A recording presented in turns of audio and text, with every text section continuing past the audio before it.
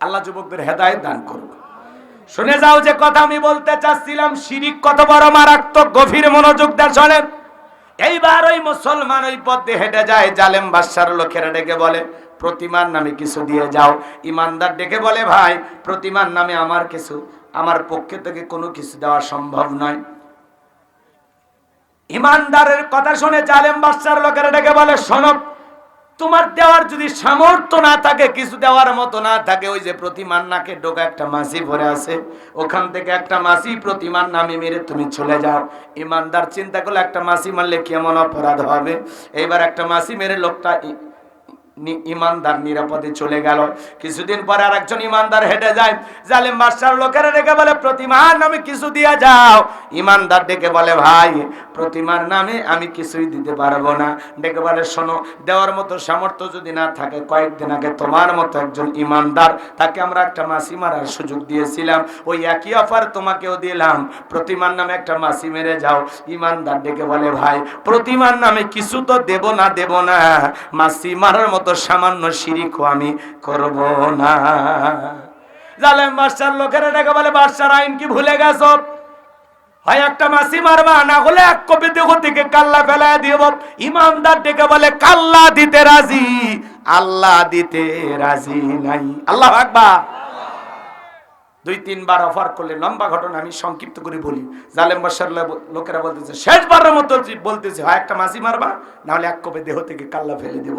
ইমানদারটিকে বলে ভাই কাল্লা দিতে রাজি, আল্লাহ দিতে রাজি নাই। এইবার এক কপে জালেম বাদশার লোকেরা দেহ থেকে কাল্লাটা আলাদা করে দিল।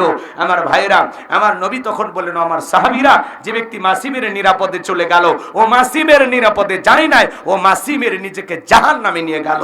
আর যে ব্যক্তি মাছি না মেরে কাল্লা দিয়ে গেল, এ রক্তের সাগরে ভাসতে ভাসতে আল্লাহর জান্নাতে পৌঁছে গেল। চিৎকার মেরে বলুন সুবহানাল্লাহ। তাহলে মাছি মারার মতো সামান্য শিরিকও করা যাবে না। এই গাইবান্দার মুসলমান ভাইরা, সর্বশেষ এটা একটা খাবারের প্লেট। আপনার একটা ভিআইপি গেস্ট আছে গোবিন্দগঞ্জ শহর থেকে, তার জন্য মনে করেন একেবারে বালুয়া ব্রিজের নিচে যে নদী গেছে, ওই নদীর মাছ, বল, রুই, কাতলা, বোঝেন না, বিভিন্ন ধরনের রং বেরঙের মাছ, দেশি মুরগি, পাকিস্তানি, ব্রয়লার, কিচ্ছু বাধ্য নেই, মহিষের গোস্ত, হরিণের গোস্ত, খাসির গোস্ত, গরুর গোস্ত, ভেড়ার গোস্ত। আরে ভাই আইটেম দিয়ে প্লেট খালি ভরা। চিন্তা করলেন ছোট্ট বাচ্চাকে খুব ভালোবাসেন, ওর সামান্য একটু পায়খানা প্লেটের এক কোনায় দিয়ে রাখছেন। এবার খাবারের পরিস্থিতি গেস্টের সামনে, এটা কি গরু, এটা খাসি, এটা কি মাছ, এটা কি, এইটা কি? তখন বলতেছে ছোট ছেলেটাকে খুব ভালোবাসি, তো ওর সামান্য পায়খানা দিয়েছে, খায় না। দুনিয়ার কোন গেস্ট, কোন মেহমান এই খাবার কি খাবে? আমি কি এটা হাসানোর জন্য বলেছি? না, আমার প্রত্যেকটা কথাই কিন্তু বলার পিছনে কারণ আছে। ওই যে যুক্তি, এই রাগ করছেন আপনারা? এই কথাটা বলার পিছনে কারণ হলো, ওই প্লেটে যতই দামি খাবার থাক, সামান্য পায়খানা থাকার কারণে টাকা দিলেও কোনো মেহমান যেমন খাবে না।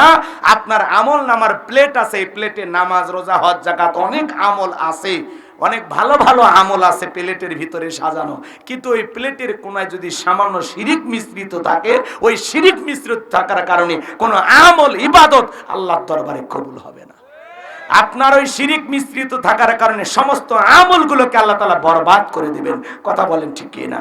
তাহলে শিরিক মুক্ত ঈমান যদি আপনি আনতে চান, তাহলে আজকের বয়ান থেকে আমি যে এসএমএস গুলো আপনাদেরকে দিয়েছি, প্রত্যেকটা বার্তা আপনাকে আমল করতে হবে। কারা কারা এই কথাগুলো মানবেন? তুই হাত তুলে আল্লাহকে দেখান। লিল্লাহি তাকবীর। আজ থেকে আমরা শিরিক করব না, কোনো মাজারে যাব না, নেতার পায়ে সেজদা দেব না, আমরা এগুলো ভুল ভাল কথা বলবো না। মনে থাকবে তো ইনশাআল্লাহ?